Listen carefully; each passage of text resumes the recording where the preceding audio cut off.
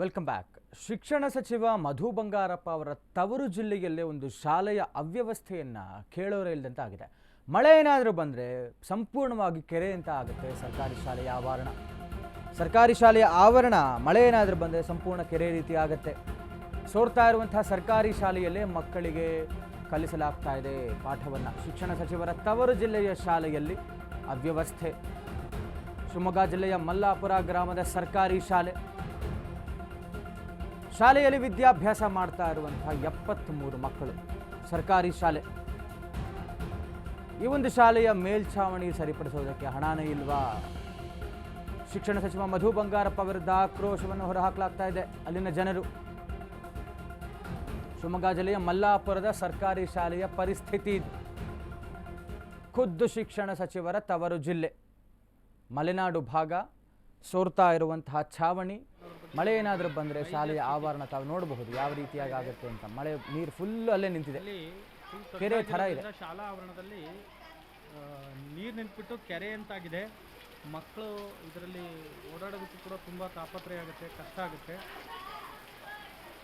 So ನೋಡಿ, ನಮ್ಮ ಶಾಲೆಯ ಮುಖ್ಯ ಶಿಕ್ಷಕರಾದಂಥ ಶ್ರೀಯುತ ಪರ್ವೀಸ್ ಸರ್ ಅವರು ಕೂಡ ಇಲ್ಲಿದ್ದಾರೆ. ಎಲ್ಲ ಶಿಕ್ಷಕರು ಆಯಾ ಕೋಣೆಯಲ್ಲಿದ್ದಾರೆ.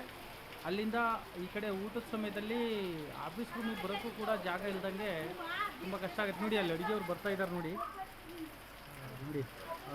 ಇನ್ನೊಂದು ಸ್ವಲ್ಪ ಆದರೆ ಅಲ್ಲಿ ಮಕ್ಕಳು ಓಡಾಡೋದೇ ಕಷ್ಟ ಆಗುತ್ತೆ. ಕ್ಲಾಸ್ ರೂಮ್ಗೂ ಮತ್ತು ಇಲ್ಲಿ ಊಟಕ್ಕೂ ಕೂಡ ತುಂಬ ತೊಂದರೆ ಆಗ್ತಾಯಿದೆ.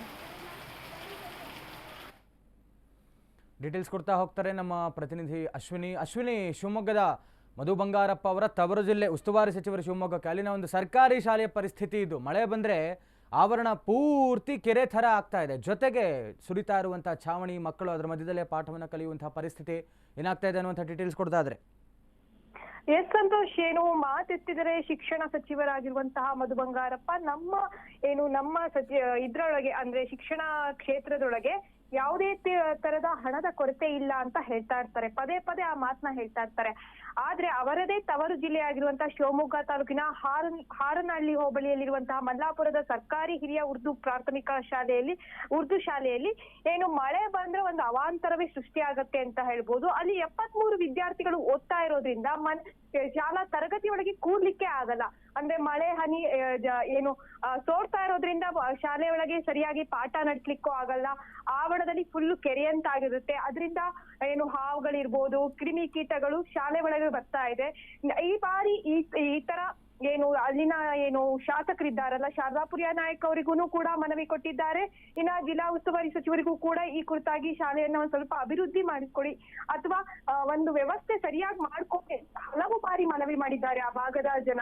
ಆದ್ರೆ ಇದುವರೆಗೂ ಯಾವುದೇ ತರ ಕ್ರಮ ಕೈಗೊಂಡಿಲ್ಲ. ಈ ಶಾಲೆಯನ್ನ ಕೂಡಲೇ ಒಂದು ಅಭಿವೃದ್ಧಿ ಮಾಡ್ಕೊಡಿ. ಇಲ್ಲ ಇದೇ ರೀತಿ ಮಳೆ ಮುಂದುವರೆದ್ರೆ ಗೋಡೆ ಕುಸಿಯೋ ಸಂದರ್ಭಗಳು ಕೂಡ ಎದುರಾಗತ್ತೆ. ಅದರಿಂದ ಮಕ್ಕಳ ಪ್ರಾಣಕ್ಕೂ ಹಾನಿ ಇದೆ ಅನ್ನೋದು ಗ್ರಾಮಸ್ಥರ ಒತ್ತಾಯ ಆಗಿದೆ. ಎಸ್, ಥ್ಯಾಂಕ್ ಯು ಅಶ್ವಿನಿ ತಮ್ಮೆಲ್ಲ ಡೀಟೇಲ್ಸ್ಗಾಗಿ.